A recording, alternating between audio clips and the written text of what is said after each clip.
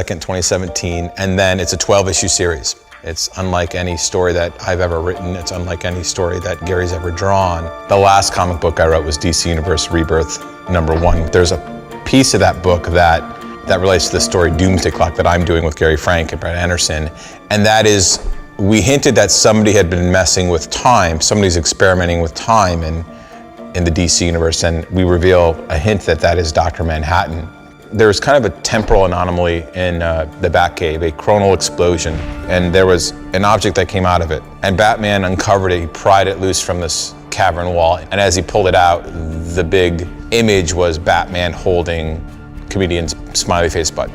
When the seed of the idea started to happen in my head, and I talked to Gary Frank about it, that Dr. Manhattan would be this character and would intersect with the DC universe in a very subtle way at the end of the Rebirth special. Both of us were rightly so nervous about it. I think there's a real slippery slope of just saying, oh, let's have Rorschach and Batman have a fist fight. We're not interested in just kind of having some funny mashup, because that's not what we're doing.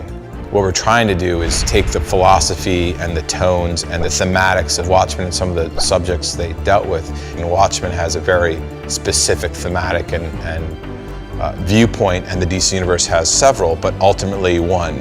And we talked a lot about what that would look like in 2016, that in November, the election happened in the US, and then a lot of other things happened in the world. And I was looking at everything, and I reread Watchmen, and suddenly one day the story it was in my head. And I called Gary Frank and I said, okay, Gary, I think I have the story.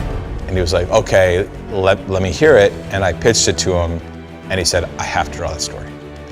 The book is, and Gary and I have studied Watchmen and looked at Watchmen, read it, and of course love it. And we want to do our own thing, but at the same time you want to play into some of the structural tenets that book created, and some of the dynamics and some of the tones it created. And so although we have a book that is very, I think, dramatic and mysterious and intriguing, it's also a little quirky.